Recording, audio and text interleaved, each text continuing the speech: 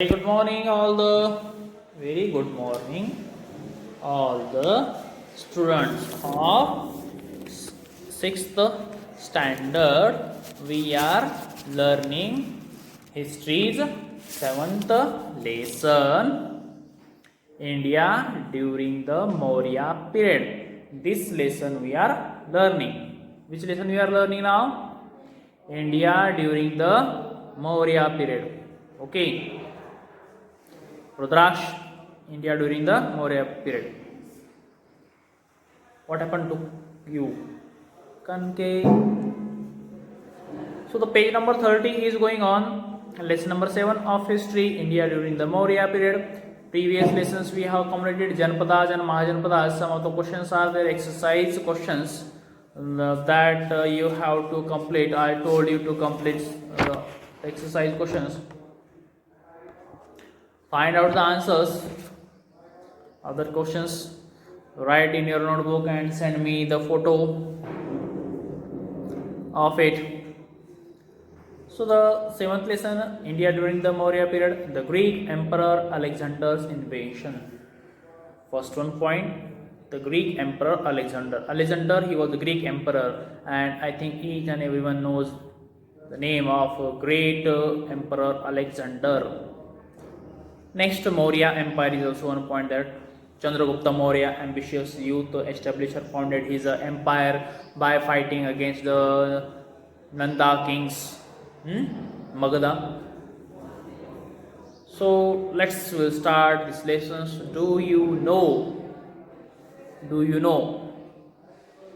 What do you know? We don't know anything. So the first point is, do you know? In this, information is there. In the 6th century BCE. What is meant by BCE, Ray? Tell loud. Before Common Era or before a Christian era? BCE, before the Christian era. So in the 6th century BCE means when the year began to count. Before that, in the 6th century, previous in past, a king named Cyrus had established a vast empire in Iran. So Cyrus, this name king, he established a vast empire. Vast empire means what? Big empire in Iran. Where did he establish his empire? In Iran. Iran is the name of a country. So a king named Cyrus had established a vast empire in Iran. This empire extended from northwest India to Rome and to Egypt in Africa. So this Cyrus empire extended from the northwest India. It is extended from the northwest India. What is the northwestern part of India? Northwestern means upside of Delhi's, this sides. Northwestern part of India. From there, northwestern it is means northwestern part of India to the Rome. Rome. It is a city, famous city in Italy, in Greece there. So from Rome, northwestern part to India to the Rome, and Egypt in Africa. Along with that, Egypt in Africa, in African continent, Egypt is country. Up to there, this Cyrus empire had spread there. So this much vast his empire was there. Now around 518 BCE, around 518 BCE, before the Christian era, an Iranian emperor named Darius had conquered the regions to the northwest of India up to the Punjab. So this king, Iranian emperor Darius, he had conquered the region to the northwest India up to the Punjab region. He had conquered that. Who? Darius, this king, Iranian king, in the 518 BC. 580 BC, 18 BC means nearby that means the time period of Vardhaman, Mahavir and Gautam Buddhas. In their time only, it was also there. He had conquered the region up to the Punjab in India, northwest of India up to the Punjab. This region, this is the Iranian emperor Darius he had conquered. Darius had recruited some soldiers from this area into his army, and which area he had conquered own up to the Punjab region. From that region or the area, some of the youth, younger generations, peoples, boys, he had appointed in his army as soldiers. As a soldier, he appointed, recruited them, employment. He appointed them as soldier in his army. Who? Darius. To whom did he appoint? What is the newly conquered territory was there from Indian side up to the Punjab. From that region, some of the soldiers he appointed in his army. So he recruited his from this area in his army. We learn about this from the writing of Greek historians. So that how we know that he appointed some of the Indian soldiers in his army through his writing. Whatever his inscriptions, letters were there, his books were there. Through his books or the letters, we can understand that from the newly conquered areas, the territories, he appointed some of the soldiers in his army there. Political relations between India and Iran were established during the reign of the Emperor Darius. So political relations between we have seen the political relations were established between the India and Iran. They established during these regions during the time of Emperor Darius there. This lead to the greater exchange in the field of art, trade between India and Iran. So when they set up a political relationship between India and Iran, that lead toward the trading relationship, business between the India and Iran, trading relationship, art and exchange of knowledge, culture started between the India and Iran. Emperor Darius had introduced a uniform currency called Daric in all parts of his empire. Wherever his empire was there, in his empire, he had introduced one uniform currency, one currency which will be used in whole his empire.